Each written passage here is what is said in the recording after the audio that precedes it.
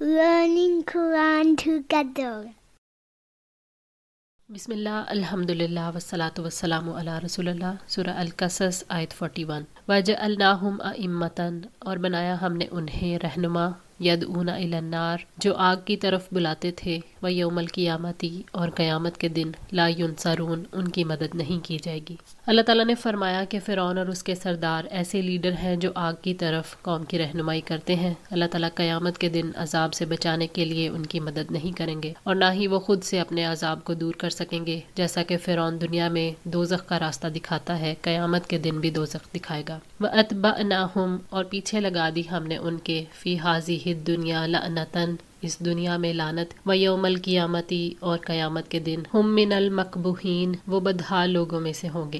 فرعون اور آل فرعون کے پیچھے دنیا میں بھی لعنت لگا دی گئی، یعنی کامل غرق ہونا اور کامل نقصان. دنیا میں بھی جو ان کا ذکر کرتا ہے ان کو لعنت کردہ سمجھتا ہے، اور قیامت کے دن فرعون اور آل فرعون اللہ تعالیٰ کی رحمت سے مایوس ہوں گے. وَلَقَدْ آتَيْنَا مُوسَى الْكِتَابَ، اور بلا شبہ یقیناً ہم نے موسیٰ کو کتاب دی، مِن بَعْدِ مَا أَهْلَكْنَا الْقُرُونَ الْأُولَىٰ، اس کے بعد جو ہلاک کر دیا ہم نے پہلی امتوں کو، بَصَائِرَ لِلنَّاسِ، کھلے دلائل تھے لوگوں کے لیے، وَهُدًى وَرَحْمَةً، اور ہدایت اور رحمت تھی، لَعَلَّهُمْ يَتَذَكَّرُونَ، تاکہ وہ نصیحت حاصل کریں.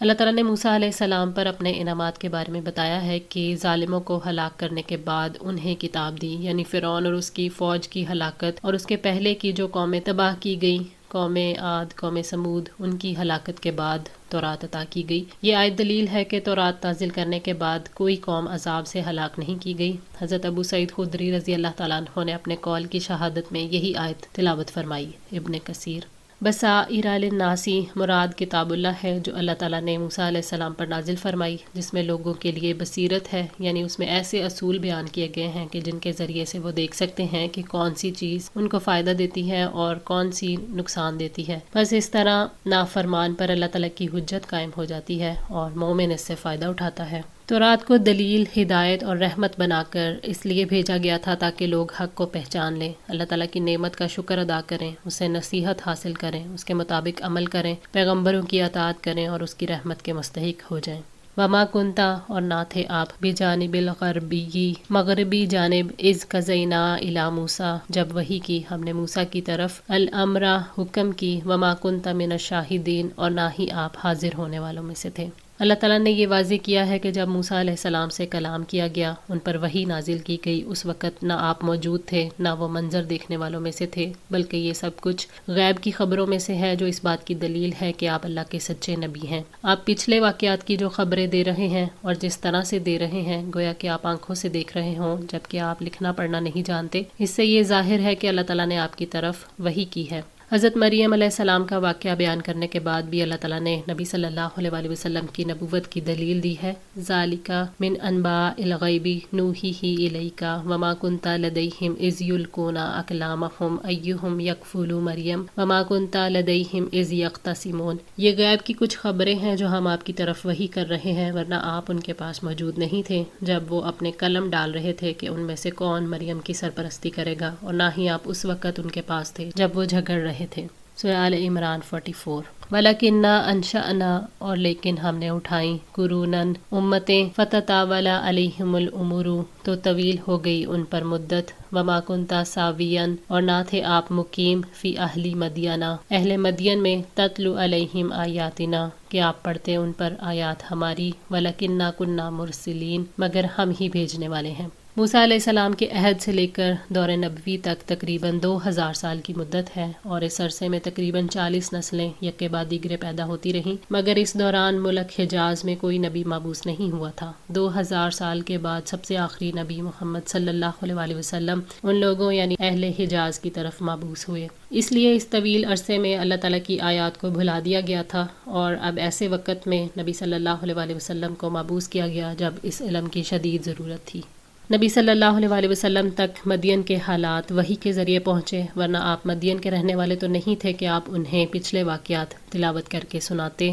اللہ تعالیٰ نے ہی آپ صلی اللہ علیہ وآلہ وسلم کو تمام لوگوں کے لیے رسول بنا کر بھیجا اور وحی بھیج کر ساری باتیں آپ کو بتائیں۔ اللہ تعالیٰ نے آپ صلی اللہ علیہ وآلہ وسلم کو رسولوں کے پچھلے واقعات سے باخبر کرنے کے لیے اور برے انجام سے آگاہ کرنے کے لیے بھیجا۔ وما کنت بجانب الطوری، اور آپ طور کے کنارے بھی نہیں تھے، اذ نادینا، جب ہم نے پکارا، ولیکن رحمت من ربک، لیکن آپ کے رب کی طرف سے رحمت ہے، لتنذر قوما، تاکہ آپ ایسے لوگوں کو ڈرائیں، ما آتاہم من نذیر من قبلک، جن کے پاس آپ سے پہلے کوئی خبردار کرنے والا نہیں آیا، لعلہم یتذکرون، تاکہ وہ نصیحت حاصل کریں۔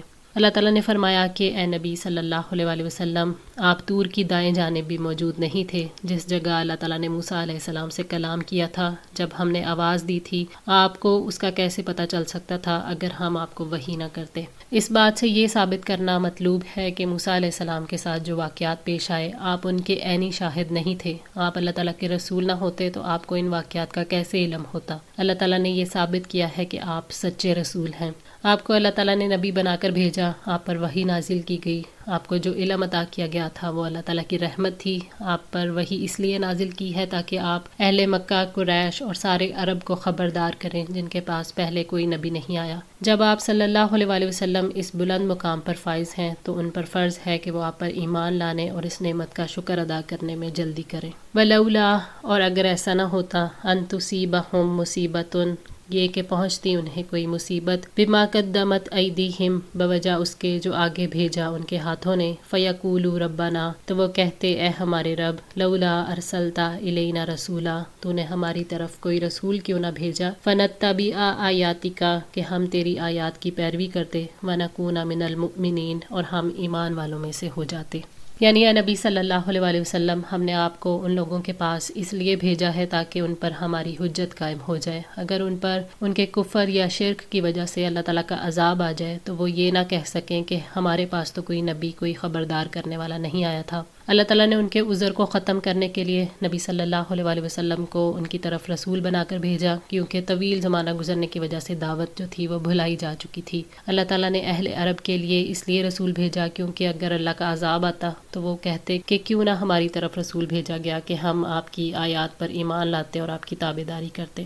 فرمایا یا اہل الکتاب قد جاءکم رسولنا یبین لکم علی فترۃ من رسلی ان تقولوا ما جاءنا من بشیر ولا نذیر فقد جاءکم بشیر ونذیر واللہ علی کل شیء قدیر۔ اے اہل کتاب، یقیناً رسولوں کے ایک وقفے کے بعد تمہارے پاس ہمارا رسول آ گیا ہے جو تمہارے لیے کھول کر بیان کرتا ہے کہ تم یہ نہ کہو کہ ہمارے پاس نہ کوئی خوشخبری دینے والا آیا اور نہ کوئی ڈرانے والا، تو یقیناً تمہارے پاس خوشخبری دینے والا اور ڈرانے والا آ گیا ہے، اور اللہ تعالیٰ ہر چیز پر پوری طرح قدرت رکھنے والا ہے۔ سورہ المائدہ آیت 19۔ فلما جاءہم الحق من عندنا، پھر جب ان کے پاس ہماری طرف سے حق آ گیا، قالوا، تو انہوں نے کہا، لولا اوتیا مثل ما اوتیا موسیٰ، اسے بھی کیوں نہ وہی کچھ دیا گیا جو موسیٰ کو دیا گیا۔ قرآن کو جھٹلانے والوں نے کہا کہ ہم پر وہ سب کچھ کیوں نہیں آیا جو موسیٰ علیہ السلام کو دیا گیا، یعنی موسیٰ علیہ السلام پر تمام کتاب اکٹھی نازل کی گئی، اور رہی وہ کتاب جو ٹکڑوں کی صورت میں نازل ہوئی ہے تو وہ اللہ کی طرف سے نہیں ہے۔ ان کے اس قول میں کون سی دلیل ہے؟ یہ کون سا شبہ ہے کہ اگر کتاب ٹکڑوں میں نازل ہوئی ہے تو وہ اللہ کی طرف سے نہیں ہے؟ بلکہ یہ تو اس قرآن کا کمال ہے کہ اللہ تعالیٰ نے اسے تھوڑا تھوڑا کر کے نازل کیا تاکہ اللہ تعالیٰ اس کے ذریعے سے اپنے رسول کو ثابت قدمی اور استقامت عطا فرمائے اور مومنین کے ایمان میں اضافہ ہو۔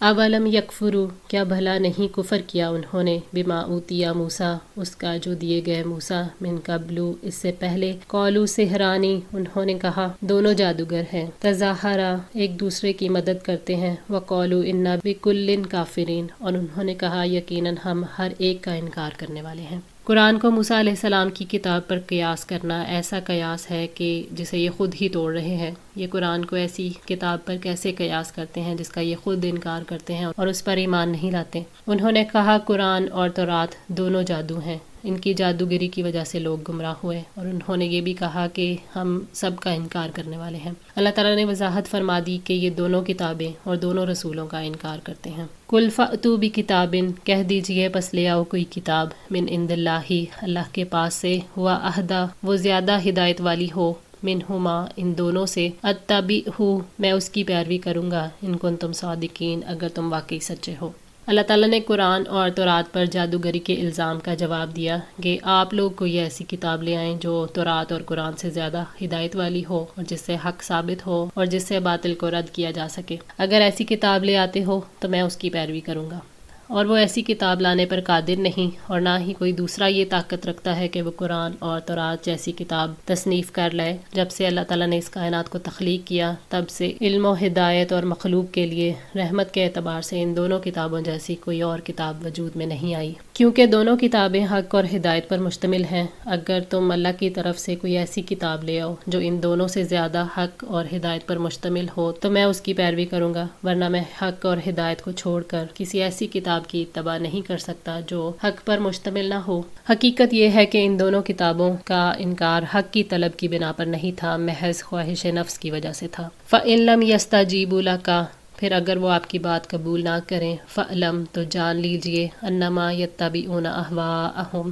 کہ وہ صرف اپنی خواہشات کی پیروی کرتے ہیں۔ مراد یہ ہے کہ اگر یہ قرآن اور تورات سے زیادہ ہدایت والی کتاب پیش کرنے والی بات نہ مان سکیں تو آپ یقین کر لیں کہ وہ صرف اپنی خواہشات کی پیروی کرتے ہیں۔ اس آیت میں دلیل ہے کہ جو شخص نبی صلی اللہ علیہ وسلم کے قول کے خلاف کوئی قول کو اختیار کرتا ہے یا آپ کی سنت کے خلاف کسی اور طریقے پر چلتا ہے، وہ ہدایت کے راستے پر نہیں، خواہشات کے راستے پر چل رہا ہے۔ وَمَنْ أَضَلُّ اور کون زیادہ گمراہ ہے، مِمَّنِ اتَّبَعَ هَوَاهُ اس سے جو پیروی کرے اپنی خواہش کی، بِغَيْرِ هُدًى مِّنَ اللَّهِ بغیر ہدایت کے اللہ کی طرف سے، إِنَّ اللَّهَ لَا يَهْدِي الْقَوْمَ الظَّالِمِينَ بلا شبہ اللہ تعالیٰ ظالم لوگوں کو ہدایت نہیں دیتا۔ یعنی اس سے بڑھ کر کوئی گمراہ نہیں ہو سکتا جو اللہ کی کتاب سے دلیل لیے بغیر محض اپنی رائے، اپنی خواہش کا پیروکار ہو۔ انسان کی سب سے بڑی گمراہی یہ ہے کہ انسان کتاب ہدایت کو چھوڑ کر اپنے نفس کی خواہش کے پیچھے پڑا ہوا ہو۔ یقیناً اللہ تعالیٰ ظالم لوگوں کو ہدایت نہیں دیتے۔ ظالم لوگ اللہ تعالیٰ کی آیات کو جھٹلاتے ہیں، حق سے منہ موڑتے ہیں، جس کی وجہ سے حق کو قبول کرنے کی استعداد ختم ہو جاتی ہے۔ پھر انسان کفر اور شرک میں بھٹکتا رہتا ہے اور پھر اسے ہدایت نصیب نہیں ہوتی۔ آج کے لیے اتنا ہی۔ دعا ہے اللہ تعالیٰ ہماری اس کوشش کو قبول فرمائے، ہماری غلطیوں کوتاہیوں کو معاف فرما کر ہماری اصلاح فرمائے۔ جزاکم اللہ خیر، والسلام علیکم ورحمۃ اللہ وبرکاتہ۔